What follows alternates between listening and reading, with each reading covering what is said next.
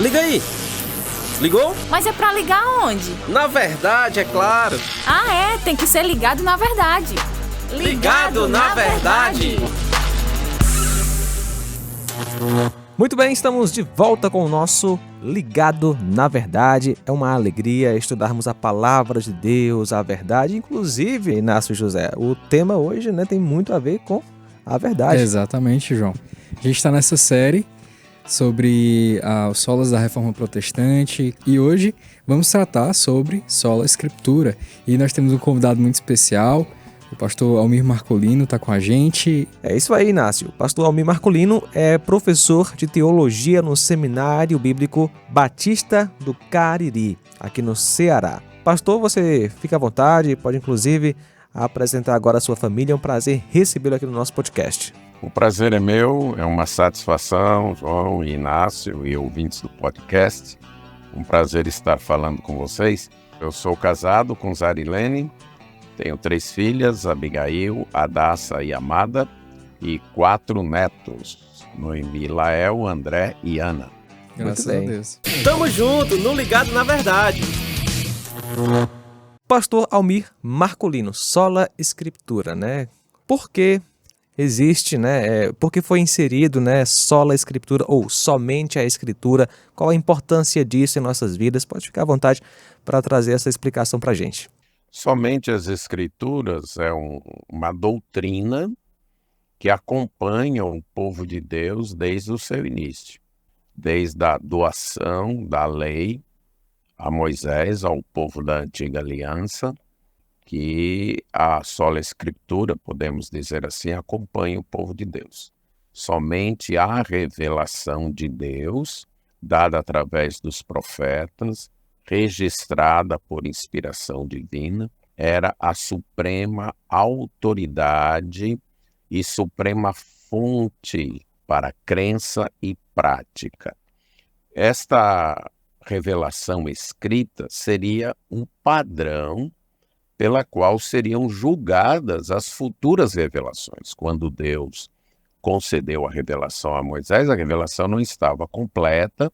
Isto fica claro na própria revelação de Deus a Moisés, quando, em Deuteronômio 18, Deus informa a Moisés de que um outro profeta semelhante a Moisés viria, indicando claramente que a revelação estava em aberto. Mas, nesse mesmo capítulo, é declarado que os profetas que viriam deveriam falar de acordo com a vontade de Deus. E no capítulo 13 é dito que um dos padrões, uma das regras, uma das medidas para saber se o profeta falava da parte de Deus, era se esta revelação que ele trazia estava de acordo com a revelação já dada e que estava escrita. Então, isso já era um padrão, apesar de novas revelações estarem sendo trazidas, mas o padrão que julgava estas novas revelações era a revelação escrita. Uma outra evidência disso é que os livros posteriores aos 5 primeiros da lei fazem várias citações da lei. Os profetas, quando traziam suas profecias, o que eles chamavam a atenção do povo era para que obedecessem à aliança que Deus havia firmado com eles e que estava registrada ali na lei. Bem interessante isso, porque a gente lembra muito da reforma quando fala só da Escritura, mas a Bíblia desde sempre já mostrou esta grande verdade, nela mesma já está inserida esta verdade de que as Escrituras são a nossa regra de fé. Exatamente. E quando termina o Antigo Testamento, lá em Malaquias, é interessante que o livro de Malaquias tanto faz referência a Moisés, a lei de Moisés, como a Elias que viria aí tratando dos profetas, colocando então aí que este Moisés e os profetas eram a fonte, eram um padrão para o povo viver. Chega Jesus e o que nós notamos a partir dos evangelhos? Que o próprio Jesus fez questão de mostrar, de dizer, que ele estava cumprindo o que havia sido profetizado no Antigo Testamento. Após a ressurreição, quando ele está caminhando com os 2 discípulos no caminho de Emaús, o que é que ele faz? Ele mostra tudo que a seu respeito estava escrito na lei e nos profetas. E após isto, quando ele se reúne com os discípulos, pós-ressurreição, novamente, tudo que sobre ele estava escrito na lei, nos profetas e nos salmos, que era a tríplice divisão que os judeus faziam do Antigo Testamento. A lei, os 5 primeiros livros, os profetas englobavam 4 livros que nós chamamos históricos, alguns livros dos profetas, inclusive os profetas menores, que formavam um livro só, um rolo só, mas tinham os 12 profetas, e salmos eram os escritos, e Jesus chama de salmos, porque o livro de salmos encabeçava a lista dos escritos, por isso que Jesus o chama de salmos, que também era um costume. Mas o que eu quero mostrar é que nesses 2 episódios, além de vários outros, qual era a autoridade de Jesus? A palavra escrita. Posso dar um terceiro exemplo, que foi a sua tentação. As 3 vezes que ele responde a Satanás, ele responde, está escrito. Jesus, sendo o próprio Deus, sendo o clímax da revelação dada por Deus, aponta para o que está escrito. E os evangelistas, quando registram a vida de Jesus, o que eles fazem questão de mostrar? Que Jesus era o cumprimento daquilo que estava escrito. Então, aquela promessa de um novo profeta se cumpre em Jesus, que completa a revelação de Deus, e esse complemento da revelação de Deus vem em 2 etapas, através do próprio Jesus, que era o clímax, né? Quando, como diz Hebreus, tendo Deus outrora falado muitas vezes e de muitas maneiras aos pais pelos profetas, nestes últimos dias nos falou pelo Filho. E a segunda etapa, que também é a revelação trazida por Jesus, mas a primeira etapa em sua encarnação, e a segunda etapa também profetizada por ele, predita por ele, no sermão que fez aos discípulos ali na última Páscoa, foi através do Espírito Santo. Jesus disse, eu tenho muita coisa para dizer para vocês, que vocês não podem suportar agora, mas o Espírito Santo que eu enviarei vai completar esta revelação.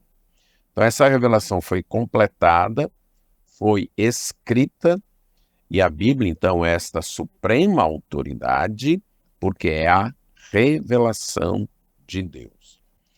E essa revelação foi garantida na forma escrita pela inspiração. O processo do Espírito Santo, como é dito lá em 2 Pedro, capítulo 1, verso 21, 2 Timóteo 3, de 14 até 17, que foi inspirada, soprada por Deus, através do Espírito Santo, por homens que Deus havia escolhido para isso. Então ela é a nossa fonte suprema de verdade para crença e prática, e suprema autoridade, porque é revelada por Deus e inspirada por Deus. Sendo inspirada, ela é inerrante. Isso advém do caráter de Deus. Deus é fiel, Deus não mente. Há duas razões para que alguém minta, para que alguém fale com a verdade. Uma é não saber tudo. Então a pessoa faz uma afirmação que é incorreta, que é inverídica, não porque ela propositalmente quis enganar alguém, mas porque ela não sabia tudo. E a segunda razão é o dolo, é a pessoa querer de fato enganar alguém. Nenhuma dessas 2 razões pode ser atribuída a Deus. Deus sabe de tudo, ele é onisciente, e Deus é fiel em seu caráter. É impossível para Deus mentir. Então, logo, Deus sempre fala a verdade. Já que Deus sempre fala a verdade, e que a Escritura foi inspirada por Deus, logo tudo que está na Bíblia é verdade. A Bíblia é inerrante. E a quarta razão é a suficiência da Bíblia. E aí nós voltamos para 2 Timóteo 3, 14 a 17, onde o apóstolo diz, né? Olha, você se apegue àquilo que você aprendeu, sabendo de quem você aprendeu, num contexto de combate aos falsos ensinos, porque desde a infância você sabe as sagradas letras. Claramente, uma referência à revelação escrita. E desde a infância você sabe estas sagradas letras que podem tornar-te sábio para a salvação pela fé em Cristo Jesus. A Bíblia é suficiente para que o homem venha conhecer, saber sobre a salvação que há em Cristo Jesus. Não precisamos de mais nada além das sagradas letras, a Sagrada Escritura, para conhecer a respeito da salvação. Tem que estar ligado na verdade.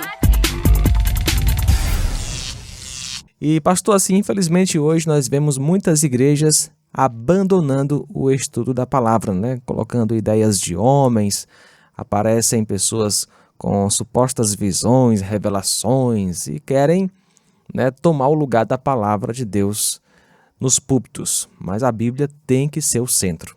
Sim, e agora, isto não é novo.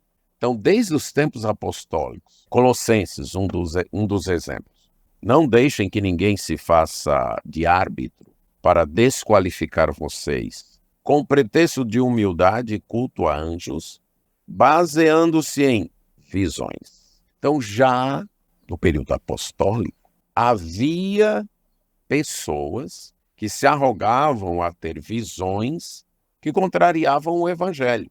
Havia a tradição judaica que queria suplantar o evangelho. Por isso que escrevendo aos Gálatas, Paulo diz, se alguém chegar aí, mesmo, note bem que Paulo diz, um anjo do céu, mas o evangelho que ele trouxer for outro, seja anátema.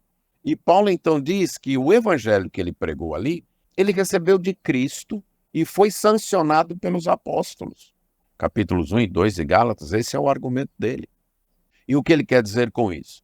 Que esse evangelho é o que nós temos nas Escrituras. E durante toda a história da igreja, é uma tentação da autonomia humana de, vou chamar assim, ajudar Deus, acrescentando algo à revelação de Deus. Alguns momentos da história isso foi muito forte, como no caso de um certo período antes da Reforma, que a tradição humana suplantou a Bíblia. Por isso é que vem o sola Escritura, que é uma volta ao que foi desde o princípio do povo de Deus. Somente a Escritura é nossa fonte de autoridade, somente a Escritura é nosso padrão de fé e prática. E para evitar isso, cada cristão deve apegar-se à Escritura. Cada cristão deve ler a Bíblia, cada cristão deve estudar a Bíblia, cada cristão deve clamar a Deus, suplicando que Deus ilumine, como o salmista fez, né? Que Deus iluminasse, porque é através desta palavra que nós cremos, Romanos 10, 17, João 17, 20. Então nós precisamos ter aquela atitude dos bereanos, lá em Atos 17, 11. Recebeu algum ensino? Vai para as Escrituras, verificar se isso de fato é desta maneira, clamando que Deus ilumine, que Deus guie. Muito bem. Pastor Almir Marculino, foi um prazer recebê-lo aqui no nosso podcast, que Deus possa lhe abençoar. Muitíssimo obrigado. Tem algo a acrescentar nesse momento? Não, só dizer que foi um prazer, e é um prazer falar desse tema que é muito importante, e desafiar os ouvintes a se apegarem à Escritura e somente à Escritura. Muito bem, você que esteve conosco, compartilhe esse podcast com quem você quiser, com sua família, com seus amigos, e até a próxima com mais um Ligado na Verdade. Valeu! E aí, curtiu? Podcast Ligado na Verdade é uma produção da Rádio Ceará FM 102,7.